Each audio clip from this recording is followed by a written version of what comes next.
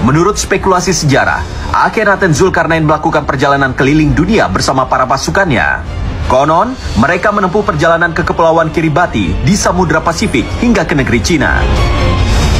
Di negeri Cina inilah dikisahkan Zulkarnain mendirikan tembok pembatas antara peradaban Cina kuno dan wilayah Mongolia yang diyakini sebagai Ya'juj wa Ma'juj. Tembok ini di kemudian hari dikenal sebagai tembok besar Cina yang pembangunannya dilanjutkan oleh dinasti-dinasti Cina kuno. Hingga kini, mumi dari Raja Amenhotep keempat tidak pernah ditemukan. Ketiadaan mumi Amenhotep keempat di antara makam-makam Fir'aun Mesir ini menambah kuat spekulasi mengenai sosoknya yang dipercaya sebagai Nabi Zulkarnain sang pengembara, meski kebenarannya belum dapat dipastikan. Wallahu alam bisawab.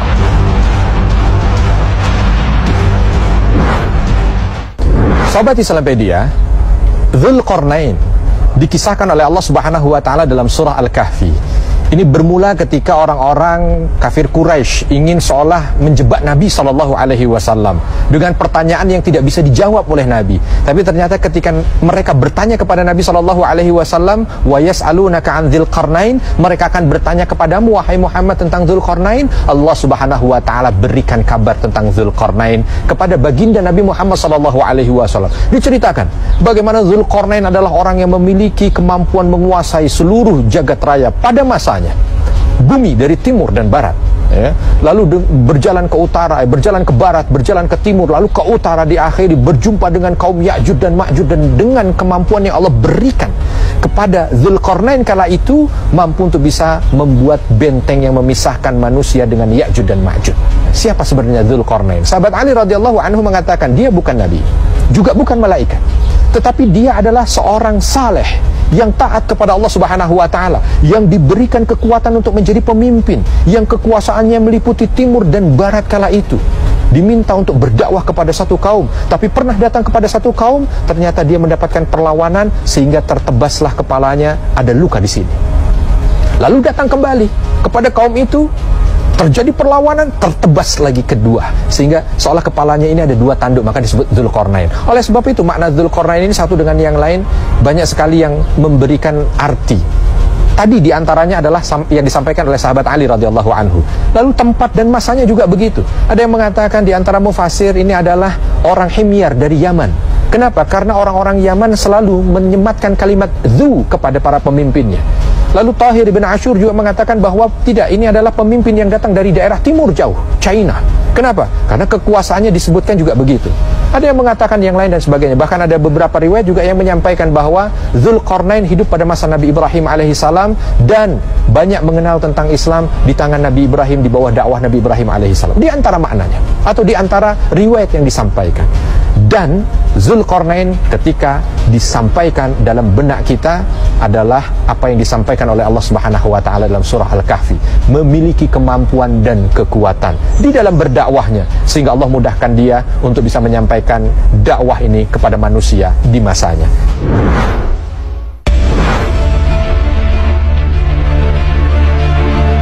Sobat Islampedia, sebuah untold story menggelitik muncul dari keyakinan mengenai Raja Zulkarnain. Benarkah suku Minangkabau di Sumatera Barat ternyata merupakan keturunan Iskandar Zulkarnain? Dalam sebuah buku berjudul Minangkabau, karya Amir Syarifuddin mengungkap asal-usul suku Minangkabau yang tidak lepas dari berbagai cerita sejarah. Dalam kepercayaan masyarakat Minangkabau, keberadaan mereka terkait dengan sosok raja bijaksana penguasa wilayah yang sangat luas bernama Iskandar Zulkarnain. Kepercayaan ini muncul karena adanya ciri percampuran antara budaya Cina, Yunani, dan India yang sangat dominan dalam masyarakat Minangkabau. Salah satunya adalah keberadaan sistem nagari-nagari Minangkabau yang menunjukkan persamaan dengan polis atau negara kota di Yunani kuno.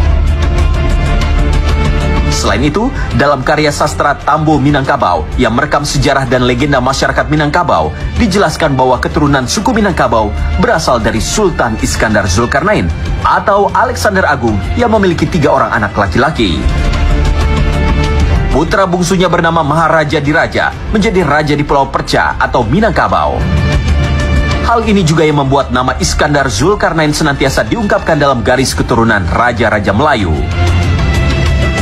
Meski begitu, kisah ini masih dianggap legenda dan belum dapat diyakini sebagai sebuah kebenaran sepenuhnya.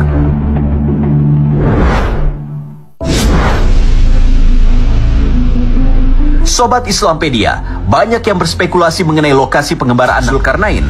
Tetapi, benarkah bahwa Al-Quran ternyata sudah memberikan ciri-ciri dari lokasi yang dilalui oleh Zulkarnain? Rupanya hal tersebut telah tertuang dalam surat Al-Kahfi ayat 86, 90, dan 93. Pada ayat 86, Allah berfirman, "Hingga ketika dia telah sampai di tempat matahari terbenam, dia melihat yang matahari terbenam di dalam laut yang berlumpur hitam, dan di sana ditemukannya suatu kaum tidak beragama." Quran Surat Al-Kahfi ayat 86. Dari ayat ini banyak yang berpendapat bahwa Laut Hitam di utara Turki merupakan lokasi yang dimaksud.